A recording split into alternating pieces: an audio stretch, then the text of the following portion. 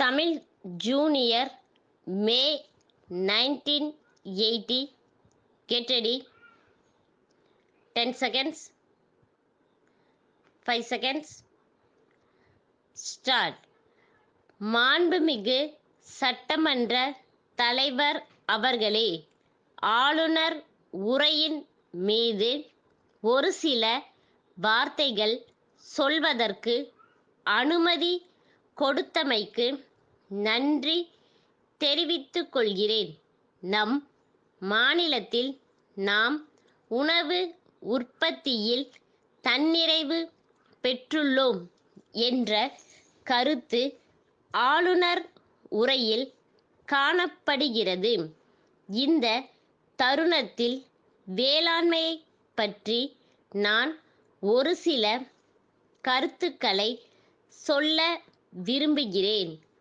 உற்பத்தியை பெருக்குவதில் தமிழ்நாட்டிலுள்ள விவசாயிகள் மிகவும் திறமை படைத்தவர்கள் என்று சொன்னால் அது மிகையாகாது. அந்த அளவுக்கு அவர்கள் விவசாய பணியில் முழுமையாக ஈடுபட்டிருக்கிறார்கள். அவர்களுக்கு அரசு எல்லா வகையிலும் ஊக்கம் அளிக்க வேண்டும்.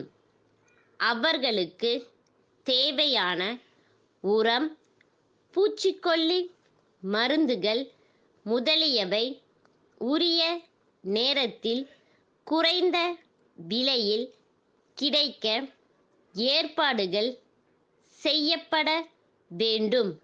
மேலும் விவசாயிகள் உற்பத்தி செய்யும் விளை பொருட்களுக்கு உரிய விலைகள் கிடைக்கவும் வழிவகைகள் செய்யப்பட வேண்டும்.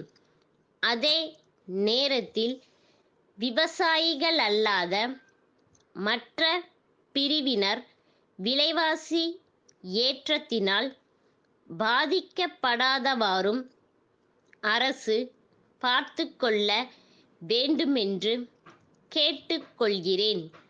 கல்வி வளர்ச்சிக்காக நமது அரசு ஒவ்வொரு ஆண்டும் பல கோடி ரூபாய்களை செலவு செய்து வருகிறது. தற்போது ஆரம்பப் பள்ளி இல்லாத கிராமமே நம் மாநிலத்தில் இல்லை என்றே சொல்லலாம்.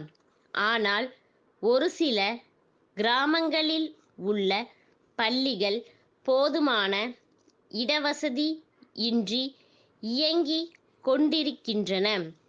நகர்ப்புறங்களில் உள்ள பள்ளிகளோடு ஒப்பிடும்போது கிராமப்புறங்களில் உள்ள உயர்நிலை பள்ளிகள் கூட ஓரளவு வசதி குறைவுடனேயே செயல்பட்டு கொண்டு வருகின்றன.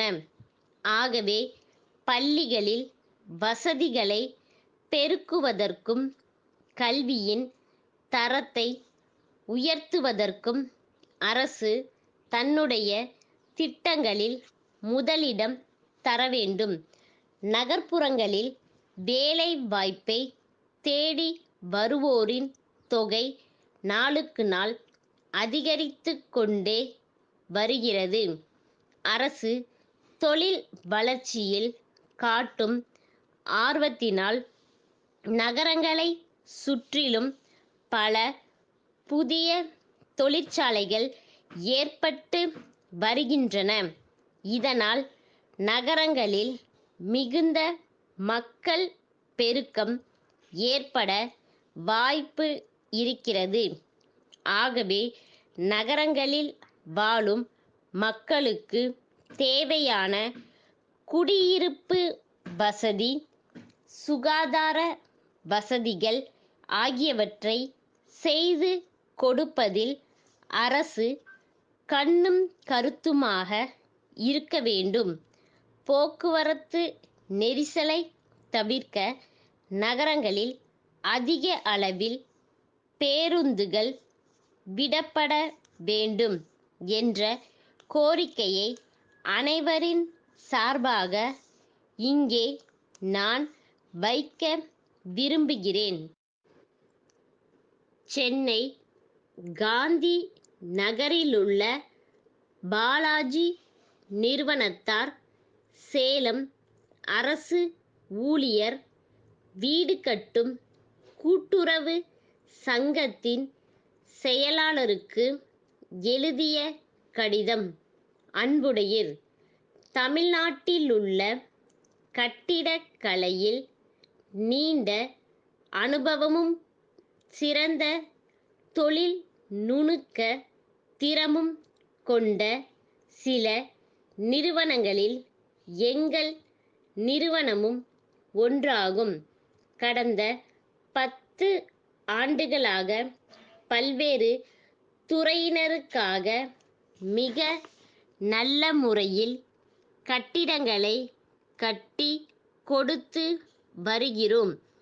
அண்மையில் தங்கள் சங்க உறுப்பினர்களுக்கு சுமார் 200 வீட்டு மனைகள் ஒதுக்கீடு செய்யப்பட்டுள்ளதாக அறிகிறோம்.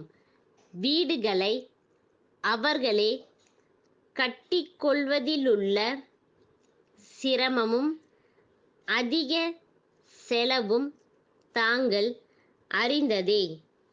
எங்கள் மூலம் வீடுகளை கட்டிக் கொள்வதில் அவர்கள் அடைய கூடிய பயன்களை தாங்கள் அவர்களுக்கு எடுத்து கூற வேண்டுகிறோம். தங்களின் பார்வைக்காக பலதரப்பட்ட வீடுகளின் வரைபடங்களும் உத்தேச விலை விவரங்களும் இத்துடன் அனுப்பி வைத்துள்ளோம். ஸ்டாப்.